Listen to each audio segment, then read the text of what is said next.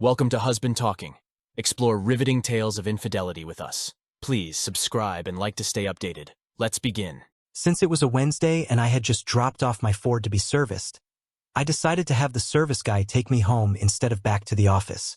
He would drop it back to me on his way home. It was a warm, early autumn afternoon, and some yard work waiting at home made my decision for me. We have a large backyard, and I was on the back property line raking leaves when I saw my cousin's blue Corvette pull into our driveway. Great, I thought. The only time he comes here is to borrow something that he seldom brings back. As I got near the driveway, I heard my daughter Olivia call out, "Hey, Dad, what brings you to the land of horses?" Dad? Why did my daughter call my cousin Dad? And why is this the land of the horses? My cousin responded, in bringing back Uncle Mike's circular saw. I accidentally cut the electrical cord. He needs to get it fixed so I can finish my project at home. Is Clueless Mike around? Clueless Mike. My name is Mike, and I hardly think of myself as clueless. Maybe I am. Maybe I should just stay on the outside of the garage and listen to this offensive conversation. Of course, I turned on my cell phone to record the conversation. Olivia spouted, "Clueless car isn't here. He rarely comes home before 6, and I try not to spend much time with him anyway, so no, I don't think he's home." Say, now that school is out, when am I going to be able to spend some time at your place? It's a lot more fun than being around here. I'd love to have you come and stay, but your mom wants to spend as much time as possible with you. You're her only child, and as you leave, she'll be lonely. Give her some slack about this. She's supposed to spend some time with me Saturday afternoon, so I can ask her about you staying a week or two with me this summer. It was chilling to hear my daughter ask, "Why doesn't Mom divorce Clueless and move in with you?" I didn't know she regularly spent afternoons at his house. Oh no, things started to come together that I didn't like at all. Maybe I am clueless. My thoughts of what was happening were crushing me. Steve bragged, "Ever since I got her pregnant with you, I've asked her that monthly. She says, 'No, you are great at sex, but you'd be a lousy husband.' I have a husband that I really love and cherish. Every moment with him makes me feel like I'm the luckiest woman in the world. Granted, my orgasms with you are earth-shaking, but he makes me feel loved. I love him, and I certainly don't love you. That, my daughter, is why she won't divorce Adam Clark but will screw James Miller every once in a while. I've got to go now, but I'll see you at your grandparents' tomorrow at noon for the annual family birthday party and Thanksgiving lunch." At this point, my legs turned to spaghetti as I slid down the side of my garage wall into my hosta garden. My world was shattered. My daughter not being my biological daughter was gut-wrenching. My wife getting pregnant by my cousin and then screwing him with regularity was overwhelming. Somehow, I stumbled back to where I was working and sat on the rope swing-a-swing, where I spent many hours pushing my daughter to her delight. I sat on this swing and cried until I had a huge mud puddle at my feet. What was I to do? Before I did anything, I needed to assess my entire situation. My name is Adam Clark, and I'm 41 years old. I don't weigh much more now than I did in college, 180 pounds. I'm slender and wasn't a jock in high school or college. My specialty was running, and I excelled on our high school track team. Now, the distance running I used to enjoy is interrupted by family and work obligations, but I still get a few miles each week, sometimes running in a 5K or 10K event for charity. Employment for me is the dual role of Chief Financial Officer and Chief Operating Officer at Clark Machinery Company in my hometown. My great-grandfather started as a blacksmith sharpening plowshares and putting iron rings on wooden wagon wheels. Grandfather Clark and my father, Thomas, followed suit, with each of them adding the newest metalworking machinery of their times to the business. Now, we do precision parts for the aerospace and metal replacement parts industry. My father, Thomas, is president, and cousin Steve is the chief marketing officer over the 50-person business. Dad didn't go to college but attended the best trade school available at the time. I have bachelor's degrees in industrial engineering and accounting, thus being CFO and COO. Younger cousin Steve's physical structure was the exact opposite of mine. He is 64 tall, 5 inches taller than me, and over 60 pounds heavier. He was the consummate jock, large, loud, arrogant, and a real bully. He was a crowd favorite as a running back in high school football. A small college scholarship paid his way through school while I had to work and get school loans. The only reason he graduated from college was because instructors kept passing him to keep him eligible for football. Steve's degree in physical education was of no use to him or any other employer, so he started working for Clark as a junior mechanic. Much of our work requires precision, and this was not his suite. Instead, he used his name recognition to open doors to new and existing customers.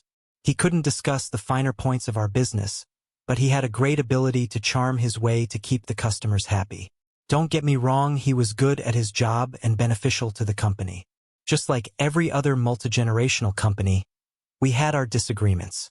An example was when Steve wanted a commission on new sales not out of line for the industry, but he was already drawing a good salary, same as mine. I used that timing to request that I keep all the income from the patents I had recorded. Thomas gave in easily to Steve, but I had to really fight him to get the money I had generated. My wife, Sophia's, introduction to me was courtesy of her exceptional bum. She wore a loose pair of shorts and an event t-shirt in a 5K charity run for the high school library. ID graduated from college and was working with Dad. ID seen my fair share of uncovered female gluteus maximus during and after college, but this one was special.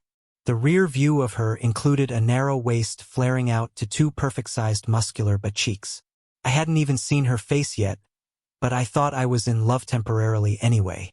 With my running times, I could have stepped in front of her, but I preferred the starting position. When the starting gun went off, I followed her bobbing ponytail until she was far enough ahead of me to examine her hind parts. There were holy perverts that put themselves between me and her to enjoy the view. By the end of the first kilometer, I was her only admirer on the racecourse. I calculated that her front side was as good as the back, as I noticed bystanders watching her shirt bounce up and down with every step. One of the runners in front of her dropped his water bottle, and she tried to step around it and started to stumble. I quickly moved up to grab her arm and stabilize her. She grinned and said, "Thanks, I really didn't want to fall on this concrete street. I am Sophia." "Hello, Sophia. I am Mike. Can I run with you just to rescue you from falling?" She grinned at my request and said, "Sure." That was the start of our relationship. Sophia had her degree in secondary education and was working as an English teacher. A year after we met while running, we were married in Sophia's home church. After 2 blissful married years, we decided to start our family. In spite of repeated lust-filled evenings and weekends, Sophia didn't become pregnant. Diets were changed, intercourse in different positions were attempted, and a thermometer was constantly available to gauge the exact time for fertilization. Our whole lives were guided by getting my sperm to meet up with her ovum at the perfect time. Neither of us really wanted to be tested for fertility at this time, maybe in a year or so, but not now.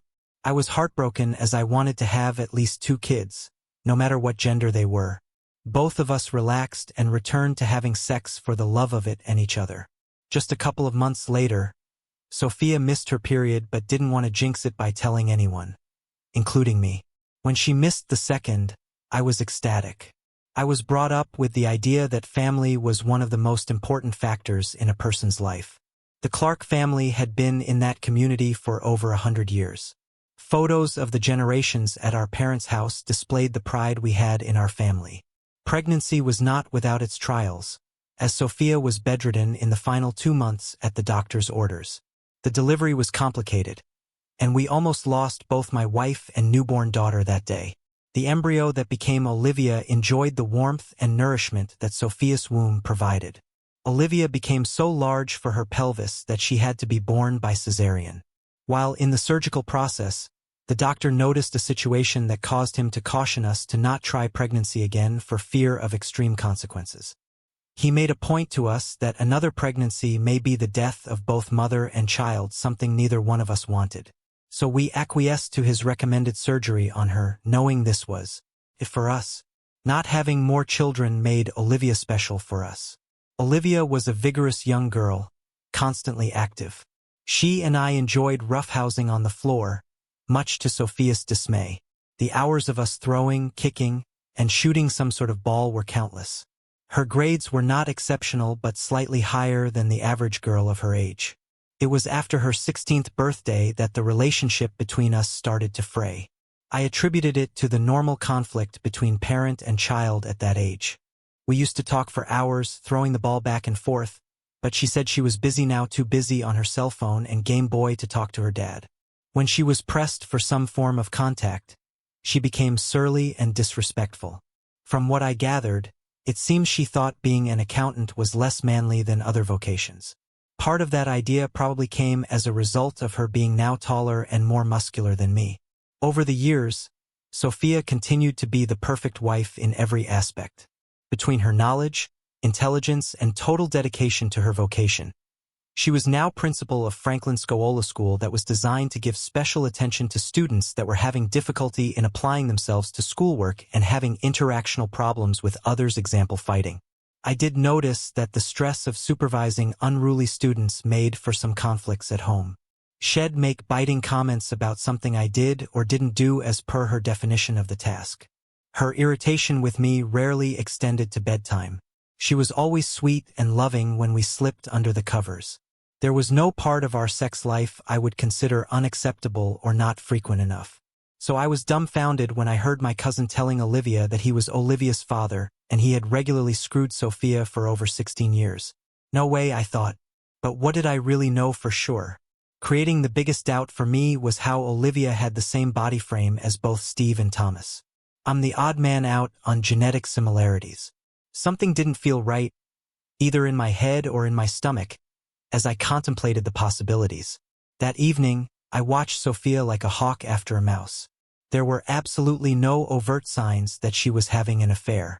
Dinner was lively and enjoyable as Olivia left to go pick up some friends in her car and see a movie or whatever they do until 11 p.m. With Olivia out until 11 p.m., Sophia and I started the kitchen cleaning. She asked me to start loading the dishwasher while she went to the bathroom. When I turned around, the only thing she had on was a lace apron. She acted like nothing was odd and told me to hurry up and get to work as she had plans for me tonight. We laughed and played as we touched each other until the kitchen was clean. Then it was up to bed where I was treated to some of the best sex I have ever had. I watched her closely. She was enthusiastic and very responsive to my every touch. Her belly always heaves and her neck flushes red just prior to her orgasm. Both those body parts were heralding the big O for her. Not a single clue of faking her burning desires. Post-orgasms, we cuddled and expressed our undying love for each other. The next morning, Thursday, we were to leave to have lunch at my parents' house in honor of Thomas' 72nd birthday. Sophia didn't like to ride in my Ford, and Olivia wanted to go by herself so she could leave early. We did what Sophia wanted. We all went in her Tesla. As we walked in the front door, my mother, Grace, proceeded to hug us in order: Sophia, Olivia, then me. The same order for Thomas next. I was looking for the interaction between Steve and Sophia. Steve happily hugged Olivia, then held his arms out for Sophia's hug that was enthusiastic on Steve's part, but lifeless from Sophia. In fact, I thought I saw a look of boredom and exasperation on her face as he rubbed against her. That was not the reaction I expected between lovers who had been screwing for 16 years. Me? I got a hand clasp and chest bump from Steve.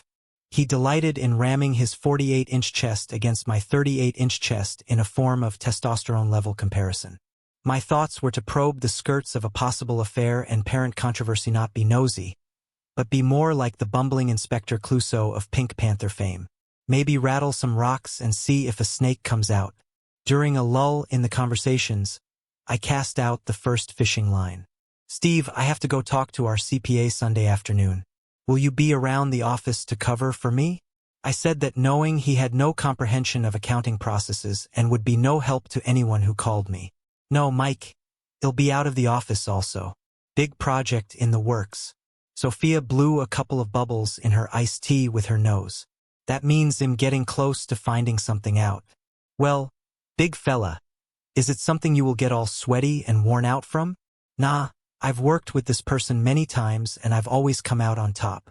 The look Sophia gave him was hotter than any of our plasma cutters. I could see the color draining from her face. No one made a noise of any kin, no fork against plate, no clinking ice in their tea. Midnight at a graveyard was deafening compared to Mom's dining room. Eyeballs were rotating between the five of them. That also was a clue that all of them knew about the infidelity. I thought I could hear the sweat oozing up through their skin. This is just what I wanted, be clueless Mike to the five of them. But underneath the clumsiness, I was comprehending what was happening. Dad broke the ice by saying, well, you guys get your calendars to see who goes where. I'm glad you boys came today for my birthday. My grandfather bought this 60-acre tract while it was miles from town. He'd be proud that the land is still in the family and our family business is going strong under Steve and Mike. As a result of my confidence in you boys, in my advanced age, I am going to retire from being president of Clark. Steve will be the new president. There will be a change in the salary structure, as Mike's new salary will always be 75 of Steve's. I really want Mike to stay in the company and be rewarded for his good work. With Mike's income from patents, both of you boys will have about the same income. Sophia squeezed my arm and gave me a warm smile. So I will answer directly to Steve. The Steve who doesn't know the difference between a CNC machine and a popcorn popper is going to be running the company. This is a recipe for disaster of the worst kind. Listen, little brother, I've always been the take-charge guy while you have been the head counter of small beans. It takes an alpha male rather than a chicken like you to be the boss man. Get over it, Mike. Once again, I win, you lose. That's enough, boys. Steve, you won't be the boss man. I'm still the chairman of the board and outrank you. I own all the stock. You will run the business like I tell you to. This company has been in the family for over 100 years, and I won't let it blow up on my watch. We are Clarks, and the important family legacy is in our hands, just like the men on the wall. So cool your jets. Dad pointed for effect to pictures on the living room wall of 3 generations of Clark men. Speaking of which, Dad, which picture on the wall is your grandfather? My grandfather is on the left side of the pictures, my father is next to him, and I am on the far end. I'd have thought you'd know that. I was just confirming it as I have a question. Looking at the 3 pictures, it seems I bear no resemblance to any Clark, living or dead, different body style, hair color, or facial expression. Steve and Olivia look like Clarks, but not me. I don't understand that. My mother's shoulders shrunk. Her face turned gray at the same rate as Dad's became red. Once again, silence broke out while eyeballs rotated between my parents and Steve. I found the best way to get people to open up is to drop a turd in their lap, then be quiet and let them gingerly remove it without getting too much on their hands. Mike, you might as well finally know the family secret. Your mother and I were planning on getting married, and your mother got drunk at her bachelorette party and got pregnant. She and I were also having sex, so she thought she was pregnant by me. She had no way of knowing. We were married before she even knew she was pregnant. We both were surprised but happy because I thought I was the father. You were a weak and undersized baby. We thought it was because of your mother's pregnancy problems. You were a sickly baby, and we almost lost you when you had the MS. It was touch and go for several weeks. Mike, you were about 12 years old before we figured that you weren't my biological son.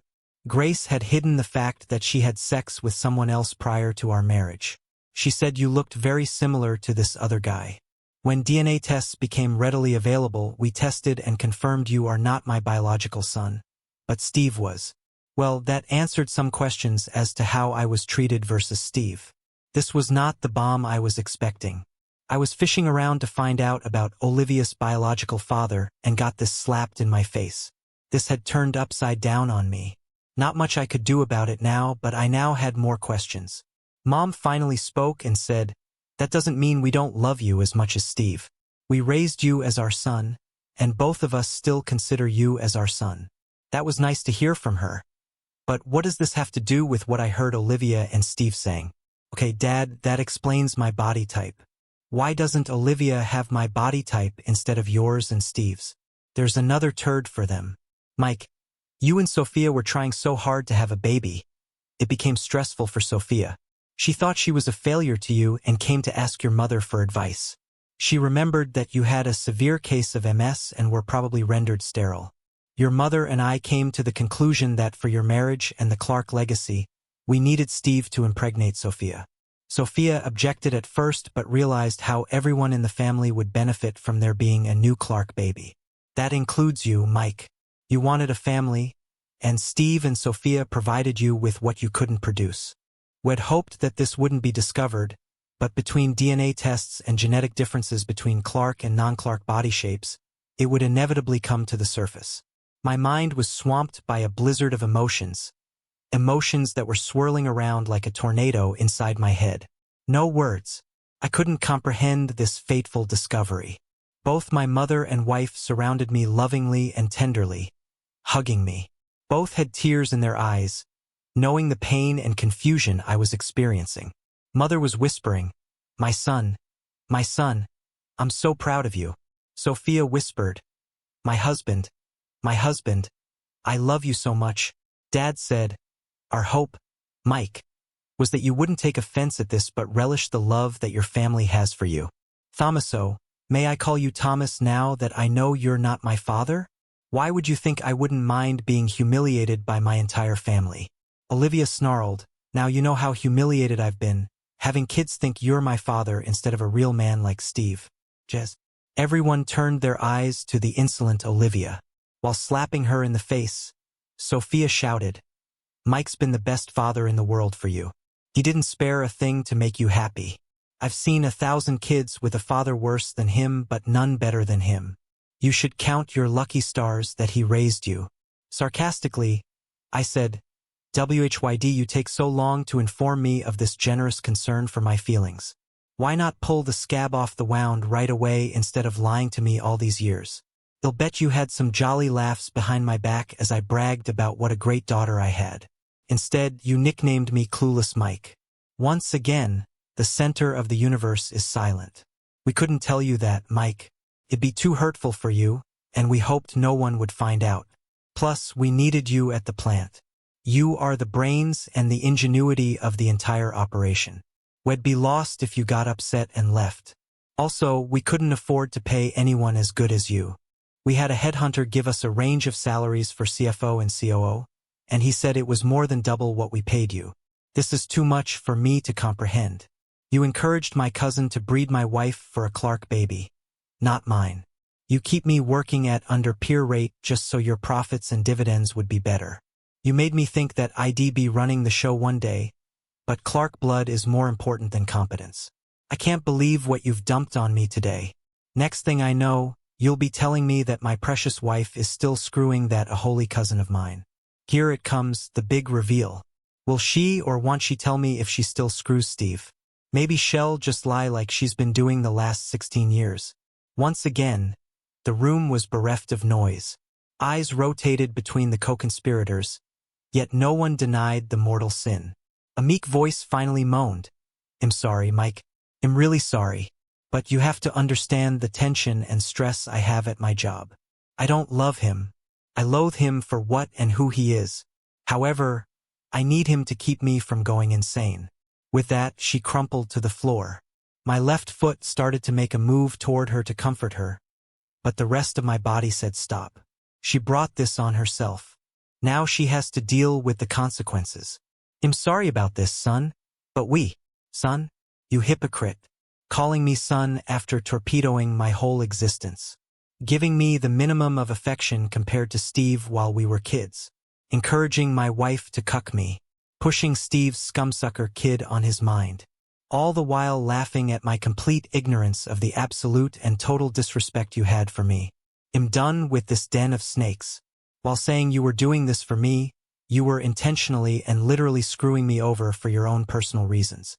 None of those reasons were to my benefit. They were all heartbreaking to me.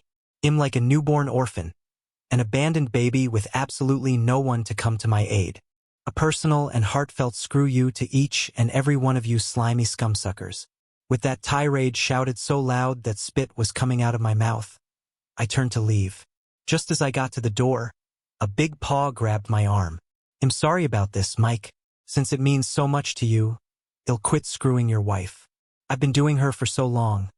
She is all stretched out, so I'm giving her back to you." The sheer audacity of that consummate holy giving my overused wife back to me. Again, I turned to the door, but this time Steve spun me around. The spinning motion was of surprising value to me as I had the chance to sucker punch him as I was turning. I aimed at his nose and swung with all my strength. Trouble was, I missed. I didn't realize how much taller he was close up. Instead, my fist hit him directly in the throat. Even though my swing didn't come close to his nose, his dark brown eyes sure bugged out of their sockets. His normal sarcastic comments were reduced to AK, whack, and other guttural sounds. He fell to his knees, holding his throat, staring but not seeing anything. Here was my one last chance. I stepped back and swung my leg as hard as I could to the underside of his testicles. It produced my desired effect of blood-curdling. Indistinguishable scream pushed its way out of his collapsing throat. Sophia and Olivia rushed to him, but with different emotions. Olivia was trying to comfort her mother's breeder. Olivia turned to me and shouted, "You scumsucker." Ah, the hypocrisy of it. One scumsucker calling another scumsucker a scumsucker. What a screwed-up sewer you have here, Ed and Grace. A mess. Sophia started kicking Steve in the back as hard as she could, screaming, "You a holy. You deserve this and 1,000 more." I left the mini riot, got in Sophia's car, and proceeded to back it into the driver's side of Steve's precious Corvette. As I accelerated out of the yard, I clipped the passenger side of Thomas' new GMC Sierra pickup. As a result of my anguish and humiliation, it was all I could do to hold the car on the road. An abandoned gas station gave me the opportunity for a respite from my turmoil. First, I cried until I thought I'd dehydrate myself. Then the anger burst like a 4th of July firework. Beating the vinyl dashboard was the most I could manage in my state. Finally, exhaustion took over. My limbs were weak and my mind numb. The cell phone's buzzing sound from the floor was one of the many calls and texts that the slutter formerly my wife, Sophia, attempted. With a deep sigh, I thought, what could I do now? There was no way they could undo what they had done. Not only was I a cuck, but also a true scumsucker with my mother not being married to my biological father. Well, isn't this an absolute storm that I'm in the middle of? 3 days ago I was king of the world. Now it is a world of... The only good thing I could think of was that I did have options. I could continue to be clueless Mike, and I would get a raise in pay but would have to report to Steve or Thomas as my boss. Every day I would see Steve and Sophia, causing the same pain in my gut that I had today. That was not going to happen, as both of them had screwed up my life. No way to option 1. Option 2 was to just quietly sneak out of town, let everything just continue around the Clark family, with one chair at the table being empty. That's an idea, but they wouldn't care. They didn't care about me when I was here. Why would they care when I wasn't there? Option 2 was not for me. But maybe I could blend option 2 with option 3. Option 3 involved me participating in the family of snakes, but not to their benefit. Make them regret every cheating, lying, stealing, and humiliating thing they did to me. Yeah, I like door number 3. The only thing holding me back now was I was 30 miles from my house, so I needed to move on. The slutter-damaged car was left in the yard, not the driveway. My computer and all my important paperwork were boxed and loaded to my Ford. Clothes I would need for the next few months were put in my car. All other clothes and stuff I wanted to keep but didn't need right away were put in Olivia's 2017 BMW. Olivia's dog, Bullet, wouldn't leave me alone as I effected my escape. He was making the noises like he wanted outside. He was always a pain in my bum, and he'll be glad to be rid of the poop scooping, feeding, and walking of a dog that never liked me. Bullet did provide me a real nice parting favor by taking a big greasy dump next to the house. While laughing, I scooped up the steaming excrement and took it into the master bedroom. On our marital bed was the bed cover that my mother and grandmother made for us. It was called the wedding ring quilt, as it had different wedding ring prints on most of the squares.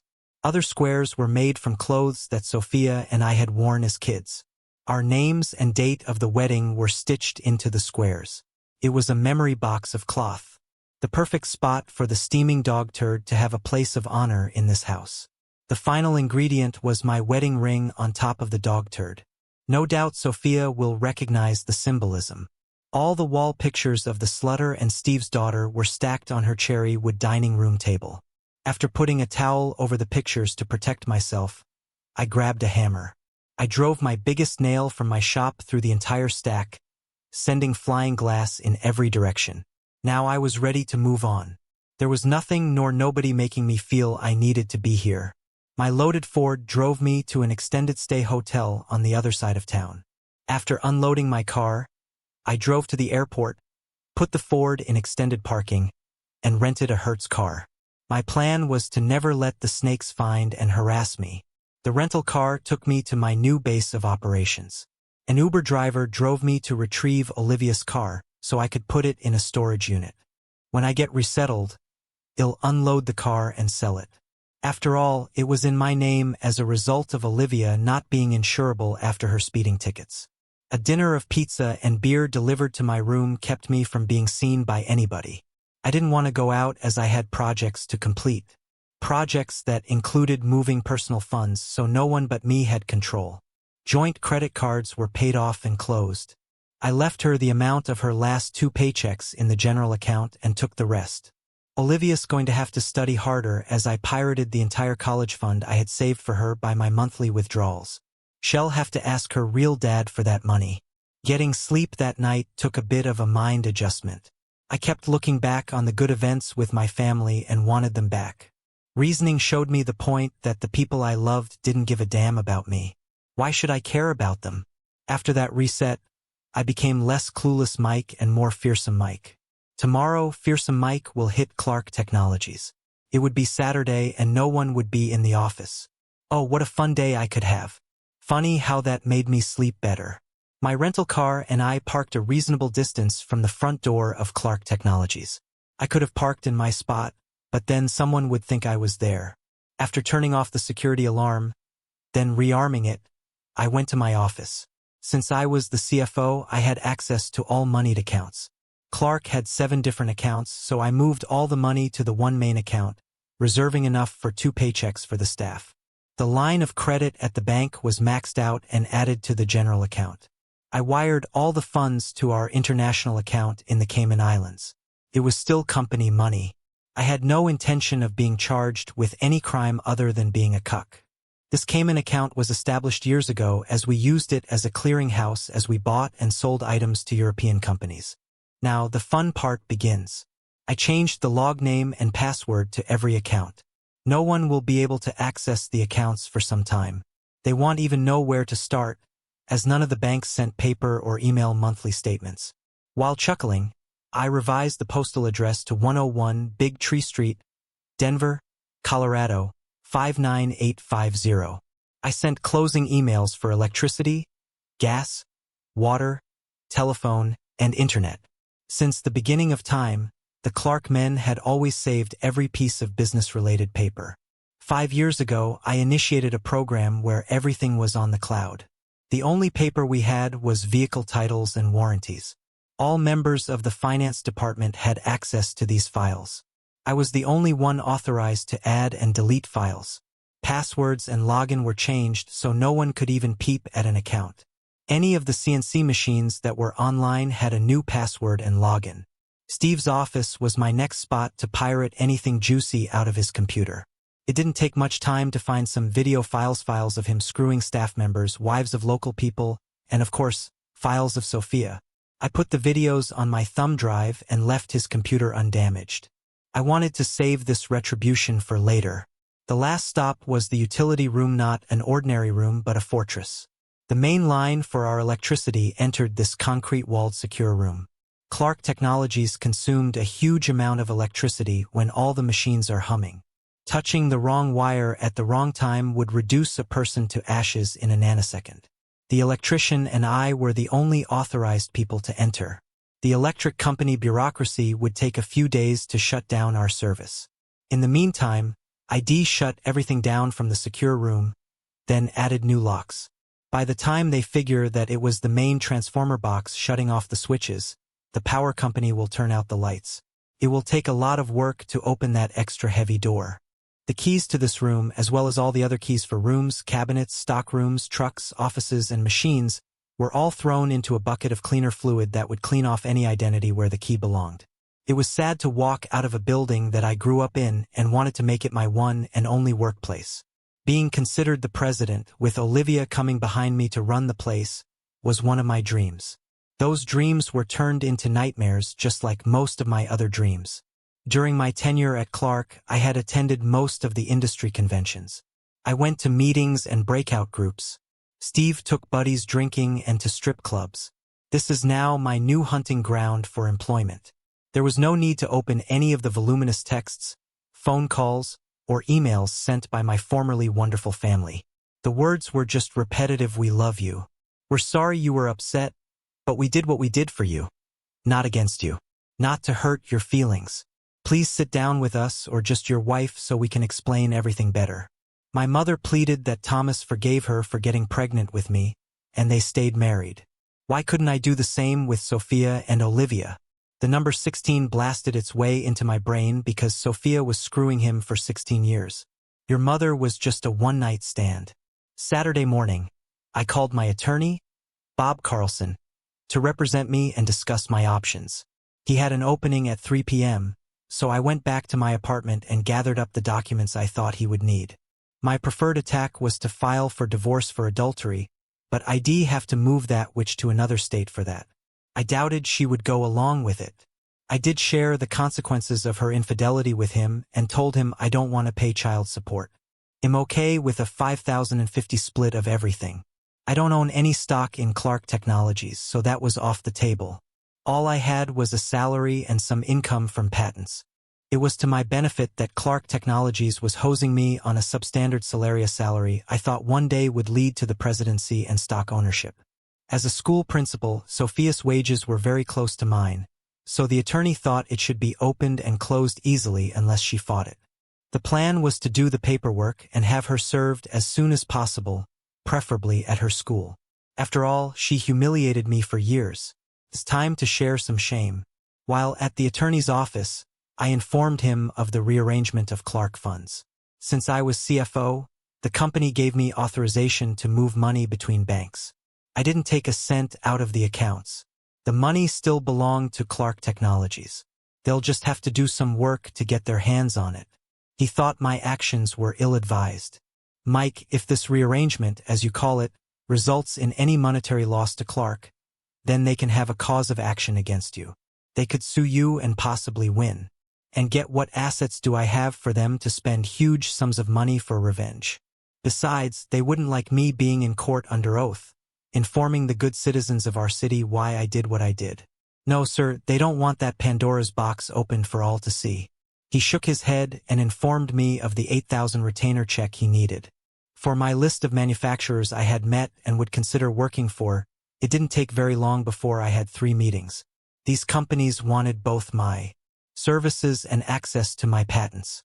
There was absolutely no reason to stay in town. I had many friends I could count on to help me, but I hated to burden them.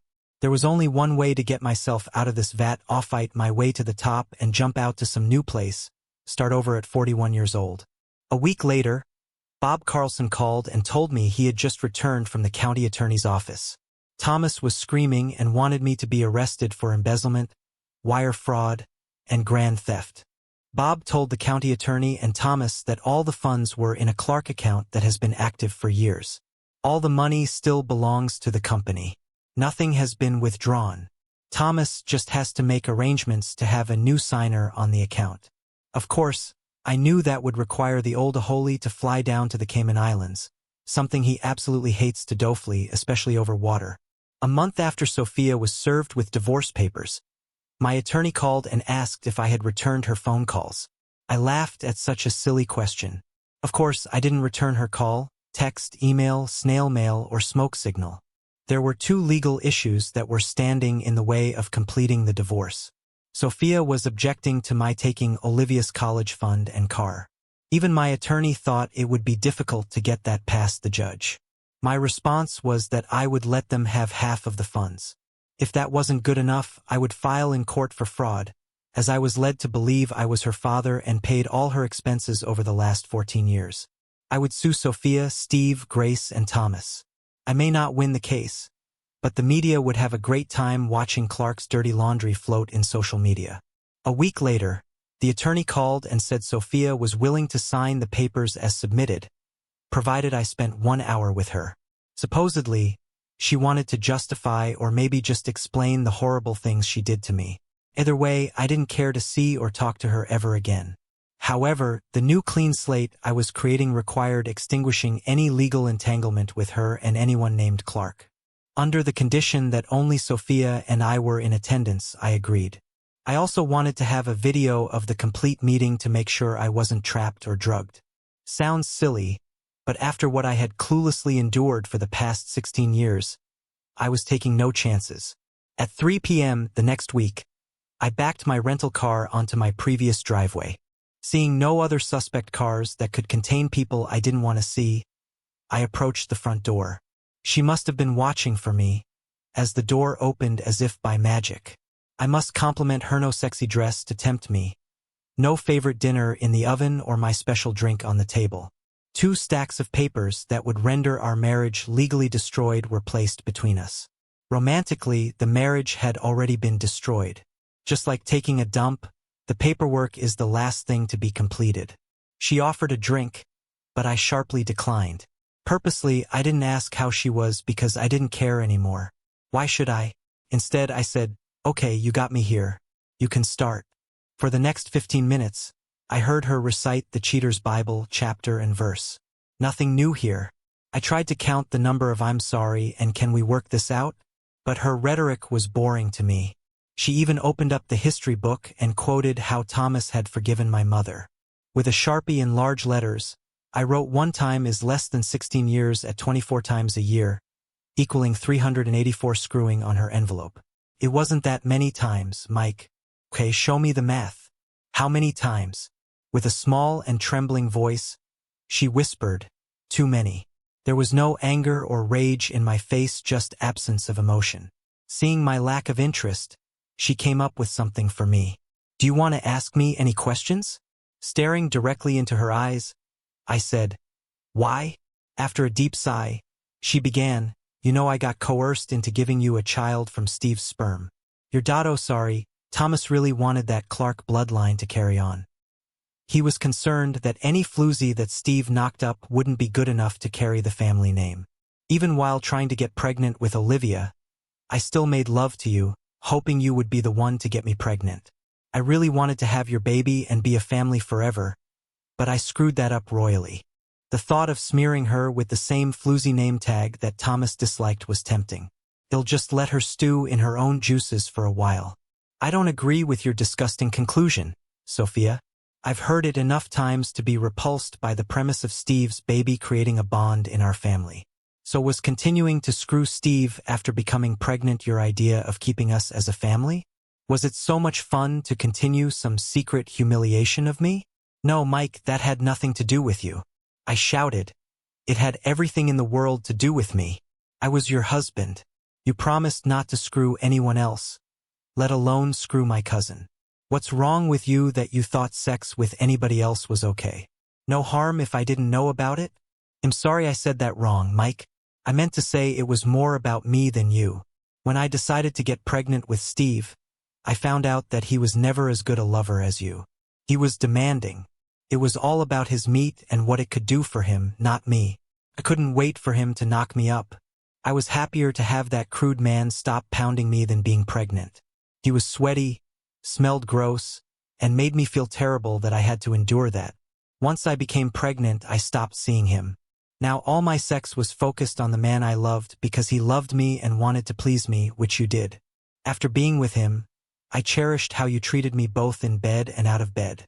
So you went back to him later because I was too good a lover? Ridiculous. This may sound terrible, yeah. This whole Steve thing sounds terrible.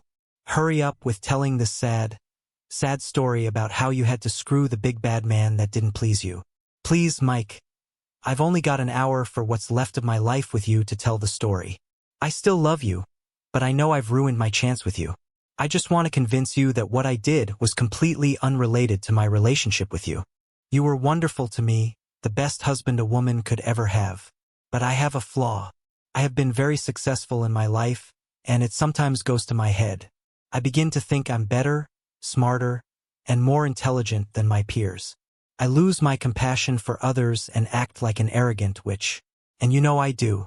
I needed a man to be cruel to me, and Steve fit the bill. Mike, this flaw was manifested after your mother and father convinced me to get pregnant by Steve rather than you. You mean when you were bred like a farm animal? I interjected. I suppose it was somewhat like that, as there were no expressions of love. We undressed, had sex, and I left. No post-sex cuddling. Kissing on the lips wasn't permitted. I found that I enjoyed sex, not the loving tender sex we had. My world would consist of his large tool slamming into me with unbridled passion as my hair was pulled back so I faced the ceiling.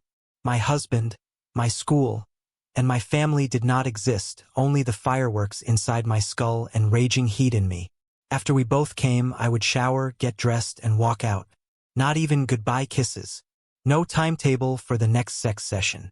I would contact him only when I needed rough, raw sex, and only then. Sometimes it was twice a month. Sometimes there was a 3-month gap. It didn't matter to Steve how often I came to his house. To sum it all up, Mike, I went back to screwing Steve because it humiliates me, and I need that to take me down from my high horse and not be so conceited. Rough sex was what I needed, not because you were a poor lover, but I had a need I could not control. Besides, I was embarrassed to have you treat me like I wanted from Steve. You are a very tender, loving person, always treating me like your queen. I was using him instead of a therapist to modify my superiority complex. Looking back at it now, I made a big mistake, and am sorry I hurt the best man I have met in my life. One day, when this is all behind us, I hope you will remember the moments we were happy together. That's a pretty far-fetched story. At least I know most of the facts, or do I? Quietly, she said, yes, you know all the facts now. Do I really know? Let's find out what I don't know. When was the last time he screwed you? The last time I was with him was when I was kicking his kidneys after the terrible time at your parents' house. I presume he didn't use a condom. Head shook a no.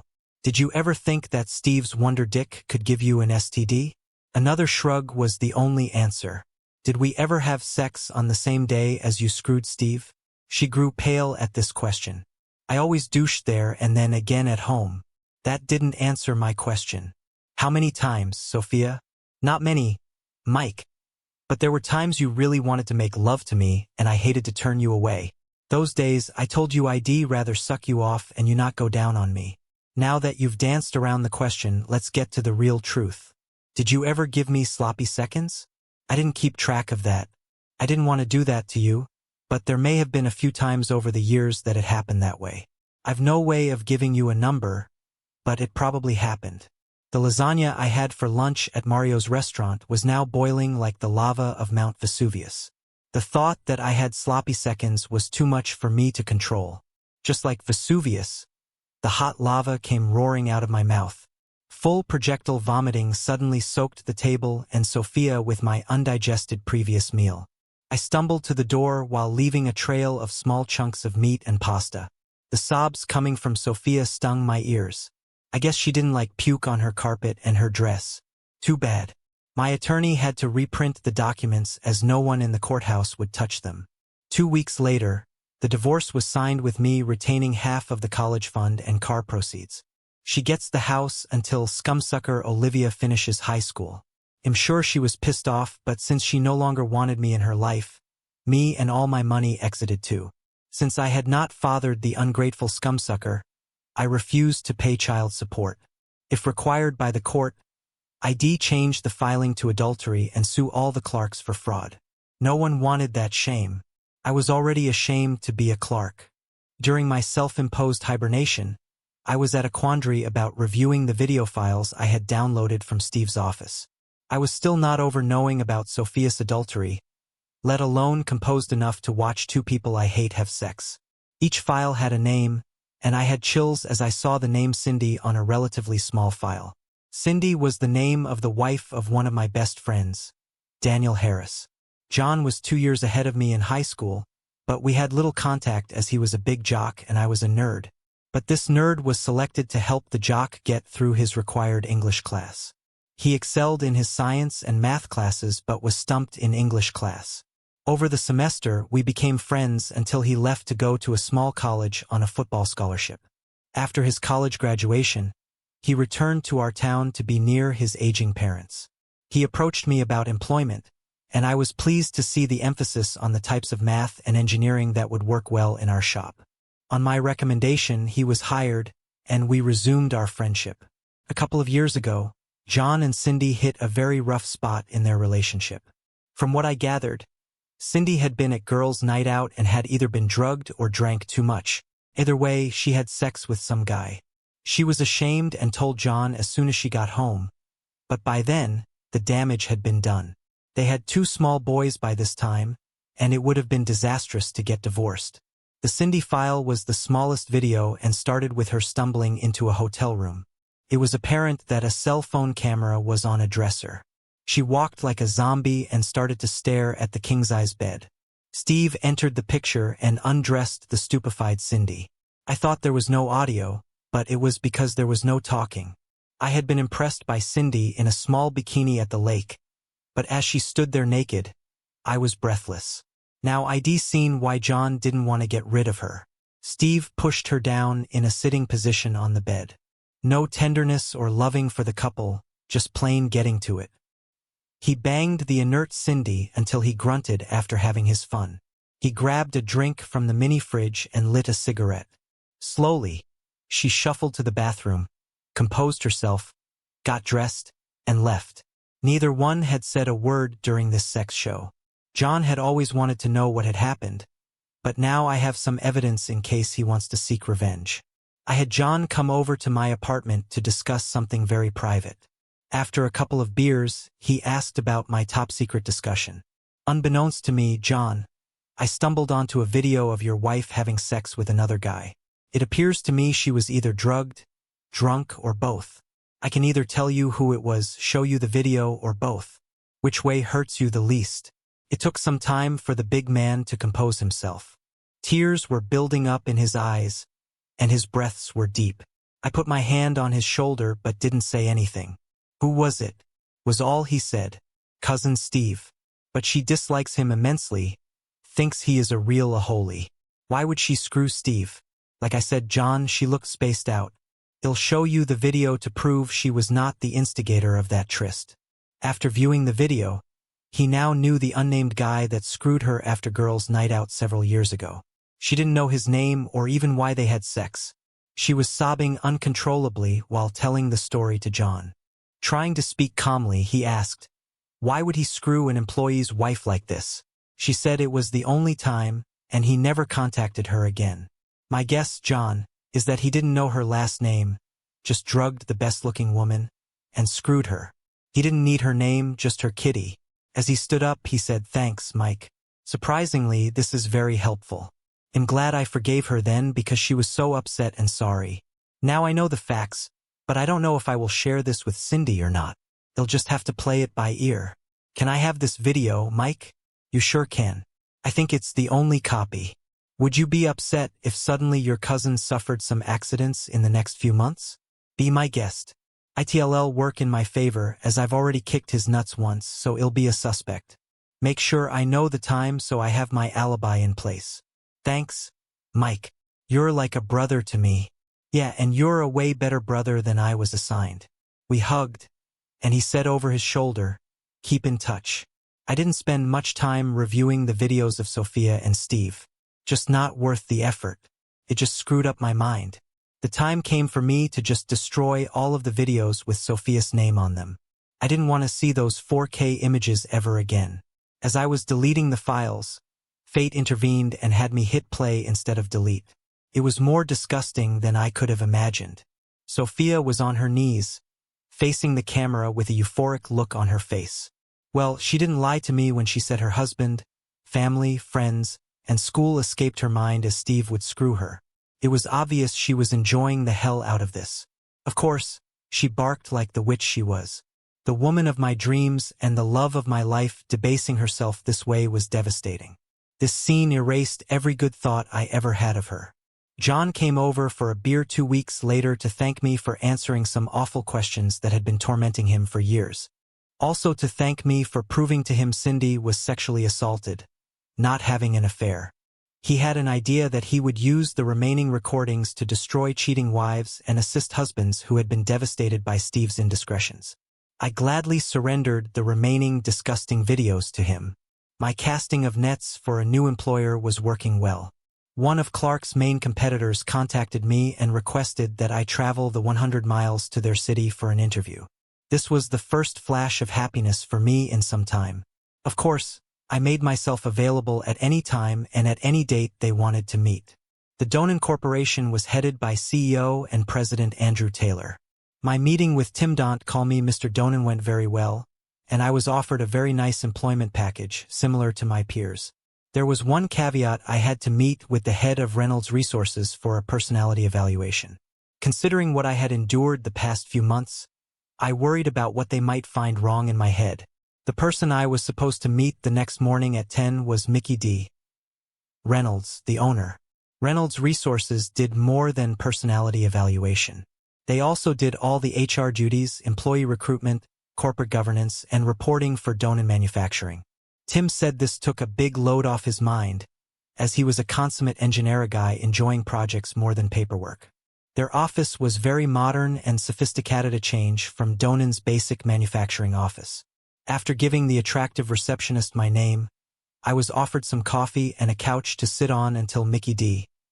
would see me. To my surprise, Mickey D. was actually a very attractive woman, probably in her early 30s. She didn't seem surprised that I was stumbling for words as we shook hands, a firm but feminine grip that I found very pleasing. We spent the next couple of hours discussing my traits, preferences, and philosophy of engineering. Our conversations were polite and very pleasant. Delicately, she went into the reason why I was leaving the legacy job I had at Clark. She knew that she wasn't allowed to ask any personal questions, but she let the door be open for me to inform her of anything I wanted. All I told her was that I was passed over for president and was underpaid for the duties I performed. Oh gosh, Mike, it's 11:45, and he'll bet you want to go to lunch. I'll send my report to Tim, and he'll be getting back to you with more details. Would it be outside of company rules for me to offer to take you to lunch? Kind of like giving the new employee a Chamber of Commerce tour? She gave me a sly smile and said, I'd love to do that. Off we went on the first of many lunches that turned into dinners and more over the next few months. I was slow to enter a relationship but eager to spend time with her, as I really liked being around her. From her reactions, she seemed pleased with the pace and building of a friendship. During this time, Clark Technologies was struggling financially. Even though Clark had the cash to pay all the bills, the money was just not available. Thomas had to act quickly, as vendors and suppliers needed to be paid. He had to use his emergency asset to keep the company afloat. The 190 acres of prime development close to town was worth millions. However, the thought of mortgaging this property rattled all the cold bones of the Clarks that had owned that ground for over a century. The mortgage funds kept the company going until Thomas went to the Cayman Islands to get control of the money. However, the reputational damage was heavy. Instead of allowing Clark to pay for materials after 30 days, suppliers demanded cash in advance. This severely damaged their working capital, and the mortgage was not paid off as the Cayman money made it back to the States gradually. The details of the explosion in my personal and business world came out to Mickey D. She was very understanding, as her world suffered an explosion created by a UPS truck that ran over and killed her husband 2 years ago. He was the founder and brains behind Reynolds Resources. She worked with him and held the business together after he was gone. Meanwhile, John told me that somebody attacked Steve in a dark bar parking lot. After being the recipient of several strikes by a steel pipe, Steve was begging for mercy, laying on the ground. He reached up with his right hand. The attacker grabbed Steve's middle finger and bent it all the way back until he heard bones breaking. After a shriek of pain, Steve passed out and missed the admonition of the attacker, "That's for sticking your finger in my wife." My job at Donen created a great level of happiness in my life. I settled in, and since I didn't have a non-compete clause at Clark, I started pirating the best customers they had. They knew I had left the company and were happy to receive my contact information. I wasn't the salesman that Steve was, but I knew what they needed and how to produce it better, faster, and cheaper than Clark. All Steve really knew about our products was that they needed to be paid for by somebody. Steve wasn't getting out much to call on customers. It seems he kept getting hurt one way or another, usually after he was leaving a bar. 6 months later, and after the divorce was final, the relationship with Mickey D was wonderful. Besides being beautiful, loving, smart, and caring, she was fun to be with. After many dates and growing closer together, our evenings ended up being more physical, not roughhousing, but lots of touching, rubbing, and kissing. One evening, it was apparent to me that Mickey was acting like she would enjoy being in bed with me. After dancing closer than usual, she recognized the signs of my sexual interest in her, while her leg was rubbing between my legs. She looked up with those beautiful eyes and said, "Shall we leave now?" "Absolutely." Then I kissed her with more passion than before. We couldn't keep our hands off each other on the way home. It was almost dangerous, but when endorphins are flowing, how could we stop? There was no button-popping, shirt-ripping contest as we slowly undressed each other in her bedroom. Both of us had our hands in unfamiliar places. Breathing and heart rates were ascending. "Did you bring protection?" she whispered in my ear. "No, I am sterile. That's why Sophia had Steve's baby." "What did the doctor tell you about being sterile?" "No doctor. My mother said I had MS as a kid, and that's why I couldn't get Sophia pregnant." "No doctor. The mother who lied to you about who fathered you and encouraged your wife to screw your cousin. If I were you, I wouldn't believe anything she said and get your own doctor's opinion. Now, I'm ready for some great sex." By morning, I had sex at least 4 times, and I believe she had quadrupled that number. After we had expended all of our sexual energy, the topic of my fertility came up. I promised to go to a fertility specialist and have my sperm tested. Of course, I'd have to wait a week until my body regenerated anything close to the sperm inventory I shot this weekend. After a humiliating turn in the jack-off booth at the doctor's office, I was told to come back in a week for the results. Since this topic was of interest to Mickey, I asked her to attend the next week's conference. The doctor didn't take very much time with us to say I was not infertile. My squadron of baby makers only totaled 25 million, while the average is between 50 and 100 million swimmers.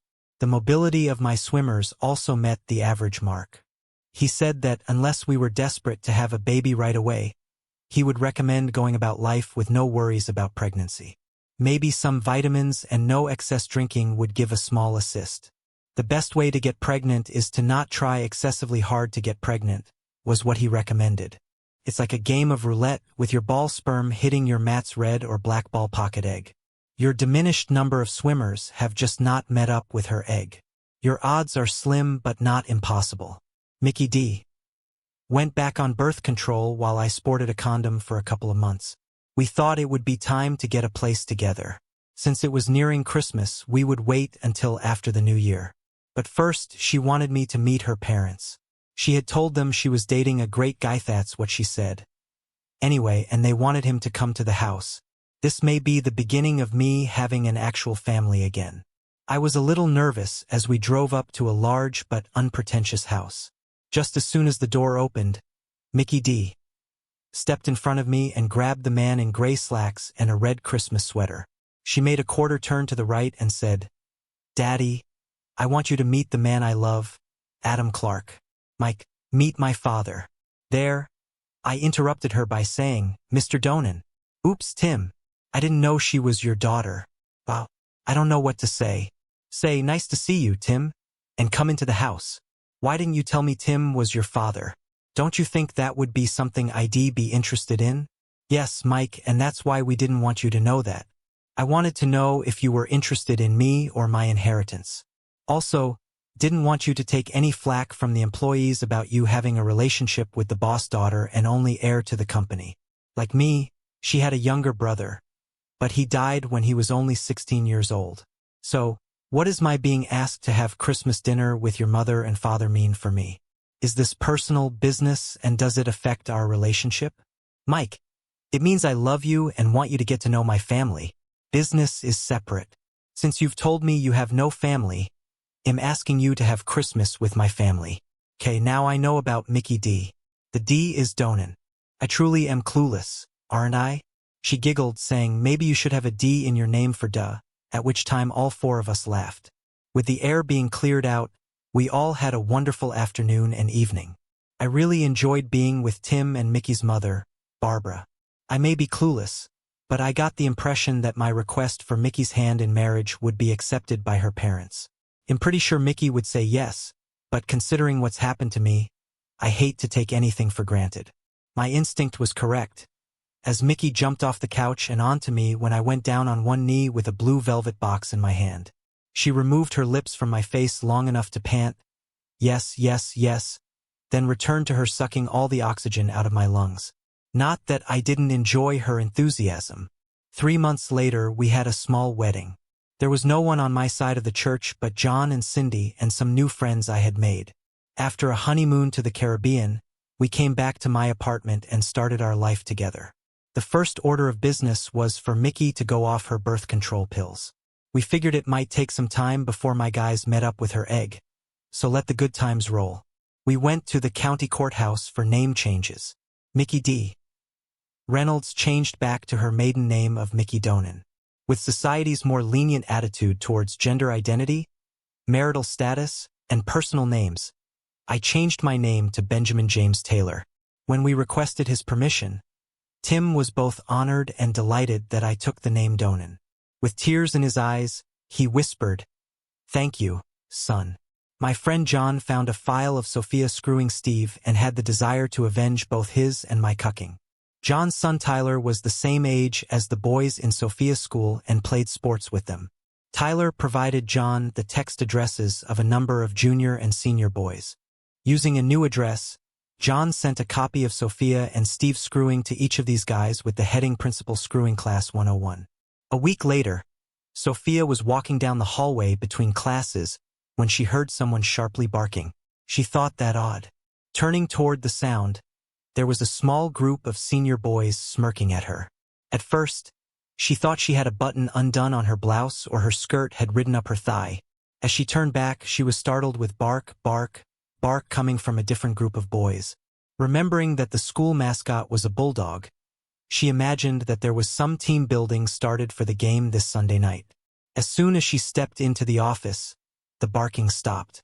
For the next 2 hours, she didn't hear the barking repeated, but when she stepped out of the office, it started up again. From one end of the hall to the other, it was sounding like she had just walked into a dog kennel at feeding time. Occasionally, there was a howl, but mostly bark, bark, bark resonated wherever she went. None of the other staff members were experiencing this phenomenon. The next morning, as soon as she stepped onto the concrete parking lot, it sounded like the starting line of the Alaskan Iditarod dog sled race. All the mouths were now directed at her, just like she had a 50-speaker surround sound turned to full blast. She hustled into the building, looking forward at the concrete, not the dog impersonators. She breathed a sigh of relief as the doors swung shut behind her. As she walked to her office, a single male voiced bark like a dog. The deep voice sounded like Steve's, but what was he doing here? Why would he be saying that phrase? Like a ton of bricks tumbling onto her head, she realized what had happened. The boys had a copy of one of the videos of the doggy screws that Steve had subjected her to. She jumped over the question of how the video got out straight through to, "Oh, what am I going to do? My job, my career, my dignity all would be torn to shreds." She quickly ran into her office and slammed the door. Were her staff members smirking at her? Did they know what happened? Who has seen the video? What do I do now? Halfway through the first school class hour, when the halls were empty, she dashed out of her office. Over her shoulder, she shouted that she felt sick and was going home. She sure didn't lie to them. She really did feel sick, but she didn't go home. She roared down the street to Clark Technologies, bursting into Steve's office. "Did you give out videos of us screwing? If you did, I'm going to kill you." Steve could see and feel the heat from her rage. Quickly, he stammered, "Nope, I've got them all in here. I'm the only one who has them," as he patted his computer and brought up the file. "You stupid idiot. You've been hacked. They've gone viral and I'm ruined. Can this life get any worse?" Sobbing and moaning, she crumpled to the floor. Not knowing what to do, Steve ran to his father's office and they both raced back to the howling Sophia. The two great minds decided to take her back to her house, shut the door, and go back to work. 5 years later, Sophia had to relinquish her principal position as she had lost the respect of staff, students, and the school board. A job was created for her, as she was an expert in her field. Her new role was in an unfinished basement office where she reviewed all the new state and national procedures and guidelines. She had very little face-to-face contact with other employees and none with students. With greasy, unwashed hair, dressed in flannel pajama bottoms with her fluffy slippers, she went to the building at 6 a.m., then left an hour before school let out. Her infamy forced her to live as a social leper, going out of town to purchase groceries. Olivia seemed to be sent home quite often for fighting.